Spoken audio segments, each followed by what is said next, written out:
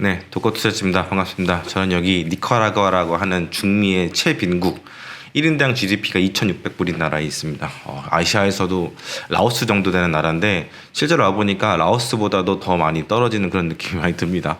그리고 제가 엘살바도르 일주일, 온두라스 6일, 그리고 여기 이제 왔는데 와 진짜 안 쉬고 거의 2주 동안을 미친 듯이 이제 운전하면서 다녔거든요. 그러다 보니까 도커투자지를 이제 작성할 이 겨를이 없는 거예요. 진짜 너무 바쁘게 다녔고, 바쁘게 다닌 이유가 뭐냐면 일단 온두라스랑 니카라가 이 두 나라는 굉장히 그 범죄로 유명한 나라죠. 강도라든가 살인으로 유명한 나라인데 실제로 와보니까 그런 걸 별로 느낄 수가 없어요. 뭐 제가 차로 다니는 것도 있겠고 중심가 위주로 그리고 관광지 위주로 다니는 것도 이유가 있겠지만 물론 이제 차로 다니게 되면 뭐 여러 군데 다 다니긴 해요. 길이 뭐 안전한 데로만 이렇게 딱딱딱 이렇게 있는 게 아니다 보니까 다 연결이 돼 있잖아요.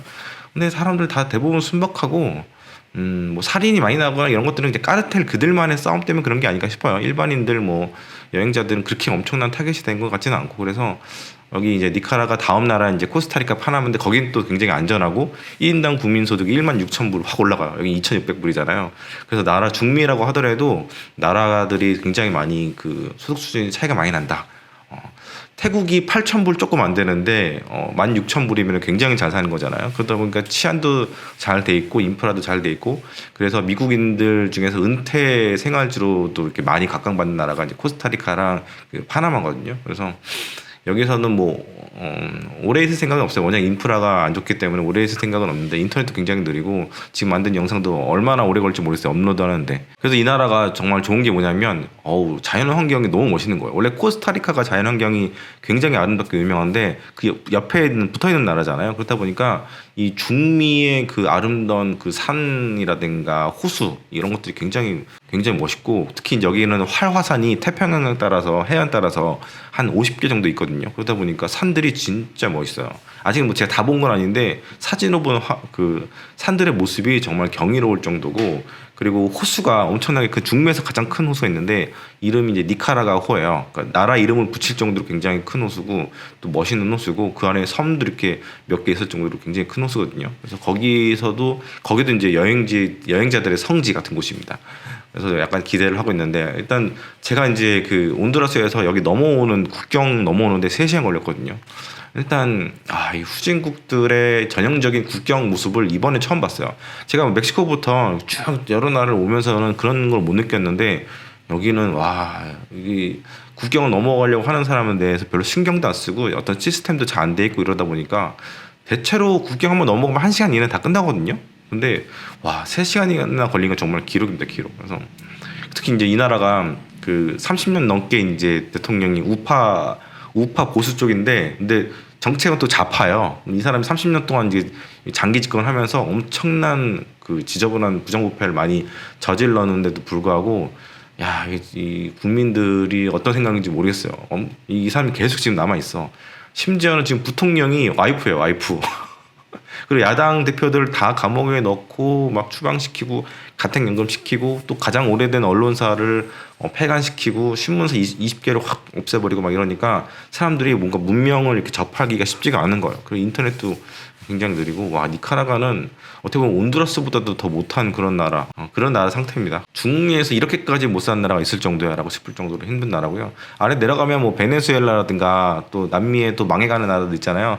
거기도 이제 개판일 것 같아요. 근데 하여튼 중미에서는 여기랑 IT가 가장 못 사는 나라라고 보시면 될 것 같아요. 그래서 이제 언론 통제를 굉장히 많이 하는데 국경을 넘는데 제 차에서 이제 드론이라든가 카메라 장비, 영상 장비 같은 거 있잖아요. 있으면 안 돼요. 그거 다 그 몰수해 버립니다. 그래가지고 차에다가 잘 숨겨놨는데 거의 찾을 때쯤 됐을 때 이제 차 문을 닫더라고요. 그래가지고 죽다 살았다. 이게 다 장피하면은 이제 다 비싸니까 여기서 살려면은 이 드론이 300만 원짜리인데 200만 원을 더 주고 사야 되거든요. 아마 여기서는 그 드론을 구할 수도 없을 거예요. 그만큼 이제 가난한 나라인데, 진짜 그거 뒤지고 차에는 모든 걸 다 빼내고 있는데 그 모습을 보는 제 모습이 얼마나 초조했겠어요. 똥줄 타더라고요. 그래가지고 또 오는 길에 홍수까지 만나가지고 길이 범람을 한 거예요. 비가 엄청나게 오는데 또 그래서 거의 무너져가는 오두막에 호텔 같은 비슷한 게 있어가지고 거기서는 또 1박을 되게 불편하게 하고 진짜 그러느라고 거의 오늘 아침에 일어났는데 여기는 괜찮은 호텔이에요. 그래도 나름 역사도 60년 되는 호텔이고 한데 와, 별로 안 예뻐 보이긴 하는데 그래도 나름 중매에서 5만 원짜리면 괜찮은 호텔이거든요. 근데 야씨 진짜 뒷모습이 별로 이쁘진 않네요 생각보다. 그래서 아침에 일어났는데 못 일어나게 되니까 지금도 힘이 하나도 없어요. 근데 독후소열제를 오랜만에 인사를 드려야 될 것 같아가지고 켰습니다. 지금 한국 시간은 11월 2일 금요일 밤 11시고요. 장이 시작을 했겠네요. 제가 금리 상승으로 인한 나스닥의 그 조정 정도는 한 마이너스 15% 정도 이야기를 드린 적이 있었고, 상용부동산이 터지게 되면 이거는 마이너스 40% 정도짜리다 이렇게 얘기를 드렸었는데, 이번에 하락 뭐 며칠 동안 반등을 좀 하긴 했지만 한 마이너스 15% 가까이 이제 빠진 상태예요. 7월 달부터 쭉 이제 흘러내렸고 반등을 한 5% 정도 한 상태인 것 같아요. 뭐 근데 반등까지는 제가 맞출 수는 없죠. 뭐 시장의 움직임에 자잘한 것까지 제가 뭐 단기 트레이더도 아니고 그거 맞출 능력도 안 되고 하지만, 지금 뭐 많은 사람들이 이제 상승하기 시작하니까 연고점, 그 올해 연고점 7월달 연고점까지 올라갈 거다. 뭐 12월달에 산타 랠리가 있을 것이다. 뭐 이런 얘기들 하고 있더라고요. 저는 뭐 가능성이 없다고 보고 있는데, 저번에 9월달에 매도 시점이라고 말씀드렸던 그 상승, 그 안도 랠리 같은 거, 그거 말씀드렸잖아요. 그때 못 파셨던 분들은 지금의 랠리에서 팔 수 있는 기회가 있을 거라 생각이 들고요. 지금 랠리가 뭐 어디까지 올라갈지는 모르겠는데 어쨌든 전 9월달 랠리까지 올라갈지는 모르겠어요. 근데 어쨌든 그때 못 파신 분들은 지금 이제 파실 좋은 기회다라고 생각하시면 될 것 같습니다. 이틀 전에 이제 FOMC에서 이제 파월 의장이 여러 가지 얘기를 했는데, 저는 사실 9월달에 좀 비둘기적인 영향을 그런 얘기를 할 것 같았어요. 왜냐면 9월 FOMC에서 이제 점도표를 올렸잖아요. 그래서 금리가 75bp가 확 올라가서 5%를 막 찍고 10년물 국채금리가 막 이런 상태까지 가다 보니까 이 정도 했으면 이제 그 파월도 어느 정도 비둘기적인 이야기를 하지 않을까 그런 생각을 했었는데, 그때도 매파적인 이야기를 하더라고요. 그래서 막 9월 말 10월 달까지 이제 막 5%를 심심하면 막 뛰어넘고 막 이런 시장이 이제 지속이 되더라고요. 근데 이제 이틀 전에는 이제 비둘기적인 모습으로 이제 돌아왔다. 그러다 보니까 이제 이틀 전 발언이 약간 비둘기파적인 그런 모습으로 이제 돌아온 거죠. 뭐 금융 환경이 타이트해지고 인플레이션이 조금 잡혀간다 이런 얘기를 했는데, 제가 9월 달부터 고금리가 올해 못 갈 거고 그리고 인플레이션도 좀 잡혀간다 이런 얘기를 했었거든요. 게다가 이제 파월도 이번에 한 얘기가 내년에는 2%대로 복귀할 것 같다 이런 얘기를 하더라고요. 아직까지도 이제 고금리 그리고 그 고인플레이션 얘기하는 분들은 이번에 틀린 겁니다. 아무튼간 전 이제 2달 전쯤에 뷰를 빨리 바꿨고, 그리고 2달이 지난 지금 파월이 그 바뀐 뷰를 이제 그대로 이야기하고 있는 것 같고, 그래서 이제 어제 미 국채 금리가 이제 2% 정도 확 폭락을 해버린 거죠. 시장이 간절히 원했던 게 바로 이 금리가 이제 정상화되는 거, 그런 부분이었기 때문에 뭐 피벗까지는 아니더라도 더 안 올리겠다 이런 뉘앙스가 조금이라도 보이면 이제 시장이 환호를 하는 거죠. 그동안 너무 10월 내내 그 시중금리에 눌려 있었기 때문에. 게다가 이제 미국 재무부가 그 내년 채권 발행 계획을 이야기를 했잖아요. 그러면서 이제 시장 예상보다 조금 이제 적은 이제 채권을 발행할 것이다 이렇게 발표를 했잖아요. 그래서 요것도 이제 나스닥을 계속 눌렀던 이제 국채 금리에 대해서 이제 굉장히 가뭄의 단비 같은 그런 이야기가 아니었을까 싶습니다. 근데 여러분 잘 생각해 보십시오. 그 미국 국채 발행이라는 게 늘릴 수도 있고 줄일 수도 있는 겁니다. 바이든이 당선되자마자 1조 달러를 돈을 풀면서 또 채권을 엄청나게 발행을 했었죠. 뭐 코로나에 지친 그런 국민들 달래기 위한 뭐 그런 돈이라고 얘기했었는데, 그 다음에 이제 인플레이션 감축 법안이라고 했던 그 ILA 요거 6천억 달러 또 예산을 집행했는데, 요것도 다시 물론 채권을 발행해서 재원을 조달했겠죠. 여러분들 1년에 미국 예산이 6조 달러 정도 되는데 우리나라 예산은 그거의 한 10분의 1이 좀 안 될 거예요. 근데 그 앞에 두 가지 1조 달러랑 6천억 달러만 합쳐든지 1조 6천억 달러잖아요. 어마무시한 거죠. 우리나라 몇 배, 한 3배 넘는 예산 규모라고 볼 수 있을 것 같은데, 뭐 그거 외에도 이것저것 뭐 자질구레하게 또 엄청나게 돈 많이 썼을 거예요. 이번 바이든 정권이 돈을 정말 펑펑펑 쓰고 있고, 그러다 보니까 이제 셧다운 위기까지 이제 한두 번 있었고, 그런 상황에서 지금 세수도 굉장히 적게 거치고 있잖아요. 그러니까 계속해서 채권을 어마무시하게 발행을 하면서 악수를 두고 있는 그런 상황입니다. 근데 그런 상황에서 이제 재무부가 채권 발행을 좀 줄이겠다 이렇게 얘기한 거는 아무래도 이제 야당이 이제 공화당 그 눈치 이제 보기 때문이겠죠. 일단은 선거가 이제 1년도 안 남은 상황에서 내가 더 예산을 막 쓰겠다 하고 그렇게 얘기하고 채권을 더 막 뿌리겠다 하면 가만 안 있을 거 아니에요. 그래서 일단은 그렇게 이제 조용하게 이야기를 한 것 같아요. 근데 여러분 이제 바이든이 내년에 정말 돈을 그렇게 안 쓸까, 채권 발행을 적게 할까 잘 생각해 보십시오. 막판이잖아요, 막판. 레임덕이 이제 거의 좀 오는 그런 느낌이야. 이제 외교적으로 좀 레임덕 그런 느낌이 드는데 이 미친 양반이 내년에 또 엄청나게 돈을 쓰려고 막 근질근질 할 거예요 지금. 경제적인 관념이 없는 사람인 것 같아. 게다가 이제 트럼프가 되면 만약에 다시 돌아오잖아요. 당선되면 이제 그 사람도 돈을 막 쓰겠죠. 뭐 시원하게 통 크게 한번 쏴주고 공화당 의원들도 지금은 적자 재정 얘기 그 재정 너무 방대하다 이렇게 얘기를 하고 있지만 일단은 처음이니까 한번 밀어주자 하면서 이제 오케이 해줄 거 아니에요. 그러면 야 내년이나 내후년은 채권 발행이 더 많이 늘어날 수 있겠다. 임시 개정, 뭐 특별 개정으로 채권을 많이 발행할 수 있겠다. 그런 생각이 듭니다. 어쨌든 재무부 입장에서는 그런 거예요. 우리가 채권을 내년에 적게 발행하겠다라고 얘기를 하면 시중금리라든가 발행금리가 좀 둘 다 줄어들 거 아니에요. 그러니까 그런 효과를 노린 거지. 이것도 약간 블러핑이라고 볼 수가 있을 것 같아요. 재무부의 블러핑, 제닛 옐런의 블러핑이라고 볼 수가 있을 것 같아요. 그러니까 저는 이제 그런 사실들을 계속 보고 있으면서 느끼는 게, 야 시장이 되게 순진하구나. 게다가 제가 3분기 이후에 터질 가능성이 있다고 하는 이번에 위어크도 터졌는데 4,5년 부동산 관련해서 문제가 생긴다면 결국에는 금리를 낮추고 또 채권을 더 발행을 해가지고 은행들을 지원할 거 아니에요. 왜냐면 이제 은행들이 담화가 규모가 굉장히 큰데 지금 빵꾸난 재정으로 어떻게 도와줄 수 있겠어요. 그러다 보니까 더 채권을 발행할 수 없겠죠. 그러면 채권 시장은 계속해서 불안할 수밖에 없는 거예요. 그렇다 보니까 시장 금리가 굉장히 빨리 4.6% 정도까지 지금 내려온 상태인데 5% 찍다가 4.6%니까 진짜 어마무시하게 이제 빠진 거거든요. 그러면 연준이 어떤 생각을 할까요? 지금 이제 11월 초잖아요. 근데 12월 되고 이러면 연준이 과연 가만히 있을까? 그런 생각이 들어요. 연준이 다시 할 일을 하기 시작할 수도 있는 거죠. 단순히 이제 금리가 시장 금리가 내렸기 때문에 많은 사람들 시장에서 이제 완전 무지성 매수를 하고 있는데 제가 늘 얘기하잖아요. 시장이 똑똑할 때도 있지만 멍청할 때도 있다. 지금 시장은 되게 멍청한 시장인 거고 어떤 사람들은 뭐 시세를 믿어라 이렇게 얘기를 하지만 시세라는 거는요 신뢰를 할 수 있는 대상이 아니에요. 시세를 믿으면서 이제 시세를 쫓잖아요. 그러면 결국에는 시세한테 말리게 됩니다. 그래서 에코프로 얘기 제가 맨날 드리지만 에코프로 올라간다고 따라가잖아요. 시세가 정답이야 하면서. 근데 지금 90% 이상의 투자자가 아마 지금 손실 구간일 거예요. 그러니까 시세를 믿으면 안 되는 거지. 차트를 여러분들 믿으면 안 됩니다. 수많은 유튜버들이 지난 주말에 그 산타랠리 같은 이야기를 많이 하더라고요. 그래서 야, 진짜 인간 지표가 끝이 없구나 하는 생각이 들었는데 제가 10월에 그 과테말라 시티에서 리만 사태가 터졌던 2008년 이야기를 두 번에 걸쳐서 이야기를 드렸잖아요. 너무너무 비슷한 분위기다. 라고 이야기한 적이 있었는데 2008년도에도 버냉키가 한 여름쯤에 좀 비둘기적으로 나왔었거든요. 경제에 큰 문제가 없다. 왜냐면 바로 전에 이제 그 베어스턴스가 파산했으니까 분위기가 되게 안 좋다. 그런 상황에서 이제 좀 시장을 잠재우기 위해서 비둘기적으로 나왔었거든요. 그렇다 보니까 그 엄청나게 큰 폭의 데드캣 바운스가 확 일어났었어요. 사람들이 안도랠리 비슷한 거죠. 안도랠리. 근데 그러다가 시간이 또 한두 달, 석 달 지나니까 하나씩 금융기관들이 파산하기 시작해서 결국에는 가을쯤에 그 AIG가 파산했죠.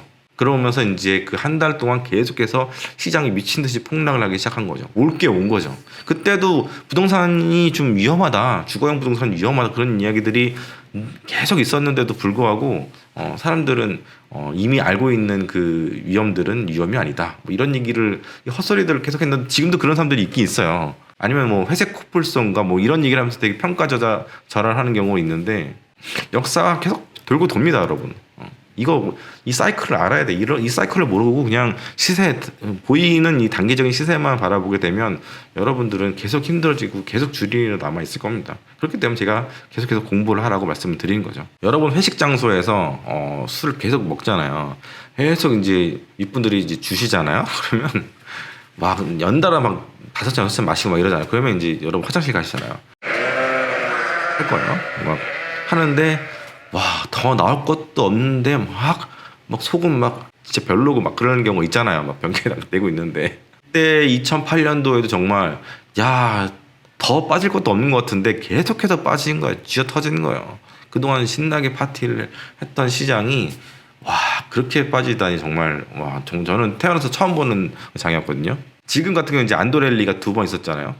처음에 제가 팔려고 했던 안도랠리가 한 번 있었고 지금도 약간 안도랠리 비슷한 거지. 금리가 조금 정상화되는 그런 모습 보이니까. 근데 여러분 그 국채 금리가 굉장히 코스닥처럼 움직여요. 막 2% 3%씩 막 움직이는 게 요즘 어떻게 보면 나스닥보다 더 많이 크게 움직이는 거예요. 나스닥이 근래 올 여름 이후부터 3% 이상 빠진 적은 없었던 것 같은데 2% 정도까지 1.8%이 정도까지는 몇 번 본 것 같은데 2% 이상 빠진 적이 없었거든요. 근데 요즘 미국 국채 시장은 장난이 아닌 거지. 그러니까 이게 또 어디로 튈지 모르는 겁니다. 아무튼 지금 같은 상황은 막차를 타기 위한 이 시장에서 빠져나가기 위한 막차를 타기 위한 티켓을 마지막으로 판다, 그런 생각을 저는 하고 있습니다. 지금 마지막 매도 기회라고 보고 있고요. 점점 7월 달부터 차트를 보면 쭉 흘러내리잖아요. 한 번씩 튀어 올랐다가 내리고 이렇게 이런 움직임인데 정고점을 다시 돌파하는 그런 시장의 무게가 아니에요. 그리고 보이지 않는, 많은 분들이 잘 모르는 시장의 반대편의 지표들은 계속 경제가 침체로 가고 있다는 것을 계속 이야기를 하고 있고, 그리고 골마가고 있는 그런 상황입니다. 거기서 지금 고용 지표 같은 경우에도 만약에 안 좋게 나온다면 뭐 시장은 단기적으로 환호를 또 할 수 있겠죠. bad is good이니까. 근데 bad is very bad인 상황이 분명히 올 수밖에 없어요. 그거는 진짜 위험한 상황이 되는 거고, 그때 이제 금리를 인하하기 시작하면 금리 인하하면서 또 good is bad이야. 얼마나 그 시장이 안 좋으면 연준이 금리까지 내릴까라는 상황이 될 거거든요. 진짜 많은 분들이 그 이번에 그 포모장이죠. 그 며칠간 3, 4일 정도 그 포모장에서 이거 현금 갖고 있던 분들이 그 포모를 못 견디고 주식을 샀다라는 얘기를 많이 하시더라고요. 제 리플에다 그 다신 분들도 있고. 근데 이런 장에서 많이 올라봤자 8, 9%예요. 근데 그게 미실현 손익이에요. 여러분들 이거는 팔아야지 진짜 단타죠, 단타. 진짜가 되는 거예요. 8, 9%는 벌어도 번 게 아니에요. 왜냐면 늘 언제나 이 8, 9%는 쉽게 이룰 수 있는 그 정도의 이제 그 수익률이거든요. 이런 거는 그냥 요행이에요, 요행. 내 단타를 잘 친다, 이렇게 어려운 장에 잘 친다 생각하겠지만 이 계좌에 있는 다른 종목들 깨진 걸 보세요. 내가 정말 잘하는 사람인지. 이렇게 단타로 뭔가 내가 베팅을 하잖아요. 그 카지노 가서 베팅하는 거죠. 베팅을 하게 되면, 이런 스타일로 투자를 하게 되면 계속해서 주린이의 그 레벨에서 계속 머물게 되는 겁니다. 레벨 0에 있는 거죠. 올해 연초에 제가 2023년은 까불면 다치는 장이라고 이야기를 드렸습니다. 시장을 좀 겸손하게 바라봐야 한다라고 얘기했었죠. 그리고 저는 이제 포지션을 천천히 움직이는 사람이고 7, 8월 달에 주식을 다 팔았고, 그리고 이제 그 뒤로부터 어떤 일이 일어나는지는 여러분들이 잘 아시리라 생각합니다. 폭등하는 주식의 그 무지성으로 따라갔다가 고점 찍고 망해버린 계좌가 지금 대부분일 거라는 생각이 들고요. 그렇게 이제 무지성으로 따라잡기, 부안해동 하는 그런 매매가 결과 그렇게 참혹하게 만드는 겁니다. TMF도 마찬가지고. 지금 제 채널에는 이제 더 이상 에코프로 주주들이 나타나지 않아요.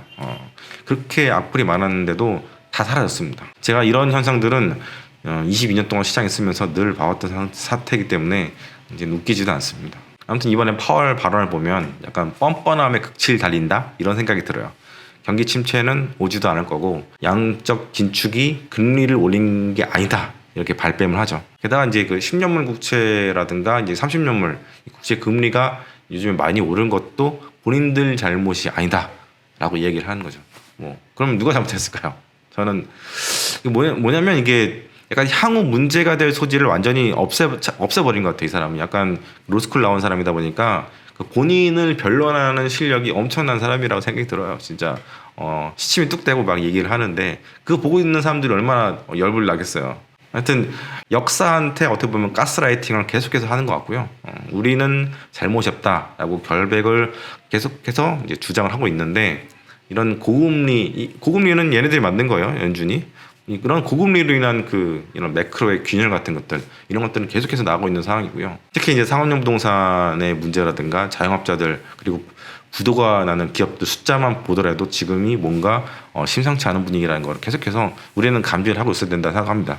이런 나스닥의 엄청난 그 상승이라고 해봤자 5%밖에 안 되는 상승, 이걸 보면서 취해 있지 말고, 아무튼 파월 보면서 느꼈던 게, 야, 저 사람은 되게 사이코패스 같다라는 생각이 좀 들기도 하더라고요. 아무튼 지금 7, 8월 이후부터 현금 갖고 이제 기다리신 분들 계세요. 리플에도 많이 있고 저희 단톡방에도 굉장히 많은데, 이분들이 얼마나 지금 고점에서 15% 정도 빠졌으니까 어느 정도 빠진 거 아니야? 라는 생각을 할 거예요. 종목들은 지수가 15% 빠지면 종목은 한 20, 30% 빠진 것들이 보일 거란 말이에요. 그러면 사고 싶은 분들이 있을 거고, 저한테 얘기 안 하셨겠지만 이미 산 분도 있을 거예요. 근데 어쨌든 이제 현금을 100% 갖고 있는 분들이 기다리는 이 뭔가 큰 하락이 오는 걸 기다리는 게 얼마나 힘들까라는 생각이 들어요. 엄청난 그 유혹이 있을 거고 카지노 앞에 내가 서 있는데 돈이 이만큼 있는 거야. 현금이 다발로 있는 거예요. 그러면 가고 싶어하는 게 사람의 마음이죠. 저는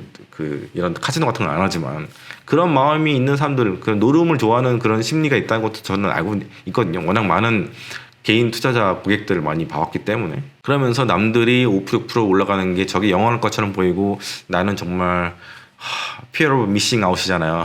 이 시장에서 나는 외면당하고 있고 나는 뭔가 남들 돈 벌고 있는데 생각하는데, 여러분 남들 돈 버는 건 영원한 게 별로 없어요. 대부분 유한하고 그 끝은 몰라요. 우리가 투자를 뭐 한 달, 두 달, 몇 달 한 게 아니라 1년, 2년, 3년, 10년 막 이렇게 하는 거잖아요. 여기서 여러분들이 돈을 쓰는 법, 돈을 다루는 법을 배웠으면 좋겠어요.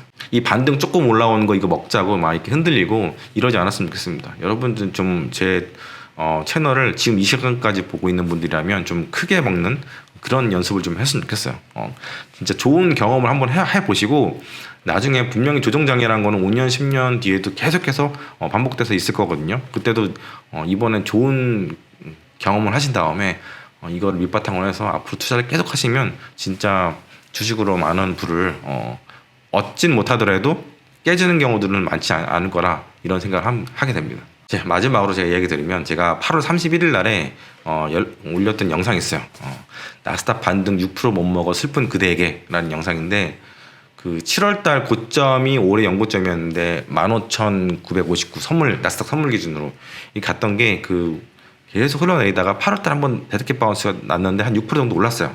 그때 제 구독자들이 우수수수 떨어지고 악플도 막 늘어나고 막 이랬습니다. 그 뒤부터 이제 다시 시장이 또 흘러내리면서 8, 9, 10월 석 달 동안 거의 15% 정도 하락했다가 이번에 5% 이상 올라온 상태죠. 지금도 구독자들이 예전만큼 안 늘어요. 예전에는 쭉쭉쭉 늘었는데 지금 정체에서 조금 살금살금 그렇게 올라가는 그런 분위기인데, 이게 다시 또 시장이 가던 길 하락으로 가게 되면 다시 늘겠죠. 경기 침체가 사람들이 경기 침체를 보고 있다는 생각이 한 일주일 전쯤부터 제가 느꼈는데 이게 채권 시장에 좀 반영이 되는 부분도 있는 것 같고, 아무튼 저는 유튜브 시작하면서 이렇게 채널에 대한 개인들의 반응이 시장의 반응으로 이렇게 느껴진다는 거, 이게 전 굉장히 큰 소득이라고 생각합니다. 그래서 개인들, 대중들과 반대로 가면 된다는 그 진리를 한 번 더 느끼게 되는 것 같아요. 아무튼 오늘 여기까지 하고요. 이제 체크아웃 할 시간이 됐습니다. 또 어떤 나라 할지는 모르겠는데 니카라가 너무 제가 고생을 많이 했는데, 일단 핸드폰도 지금 다 고장이 난 상태여가지고 막 지금 이런 상태야. 그래가지고 핸드폰도 빨리 구매를 해야 되고 할 게 많은데 핸드폰 제대로 된 거 파는 데도 없고 가격도 엄청나게 비싼 것 같고, 그래서 진퇴양난입니다. 하여튼 개인 정비 잘 해가지고요. 다음에는 좀 모든 게 좀 정리가 된 상태에서 이렇게 깔끔한 상태에서 인사드렸으면 좋겠습니다. 화이팅 하시고 현금 잘 붙들고 지키고 계십시오. 이게 정말 진정한 투자자로서의 그런 여러분들이 완성이 되고 레벨업이 되는 그런 단계라고 생각하시면 될 것 같아요. 감사합니다.